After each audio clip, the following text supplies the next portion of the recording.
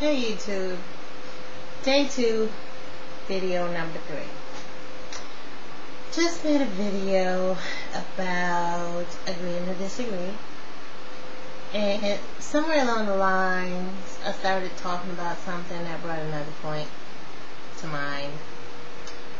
Not too long ago, I was part of a conversation on this blog that I'm on every day, and if you don't have anything to do during the day, you have one of those lax jobs where you're bored and you just can't wait till 5 o'clock, then hit it up. It's sohoverit.com, SOHH overit.com.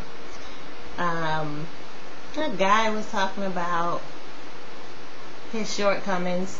He was talking about how he does women and things that he does in his life that he just know are not right, but hey, that's how he is. And that was really his argument. Hey, that's just how I am. I'm an asshole. And it sparked a conversation like, when does that's just how I am become an excuse? When does that's just how I am become some excuse to not do better when you know that you can? I think that there are faults in all of us. I know that there are faults in all of us. And a lot of those faults are things that we can overcome. There are things that we can improve on. And some people just get so stuck in that that's how I am mindset. They don't try to change that. They just kind of feel like either you like it or you don't.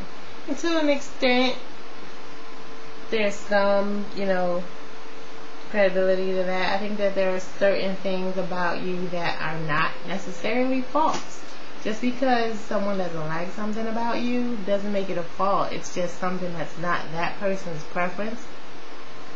But then there's other things that are definitely a fault. I mean, if you can be a self-proclaimed asshole, yeah, that's probably something you might want to work on. Those are probably some things that you need to change about yourself if you care about your future. And so I just kind of want to put it out there, kind of pose the question, like, where's the line? Like, what is something that you would say, okay, it's a fault of mine, it's something that I need to work on, it's something that I know I can be better with? And where's that differential between something that you can say, well, that's just me, whether it be, a product of your upbringing or your environment or just who you are as a person, where you can say it's not really your fault, it's just something that you don't like. Everything ain't for everybody.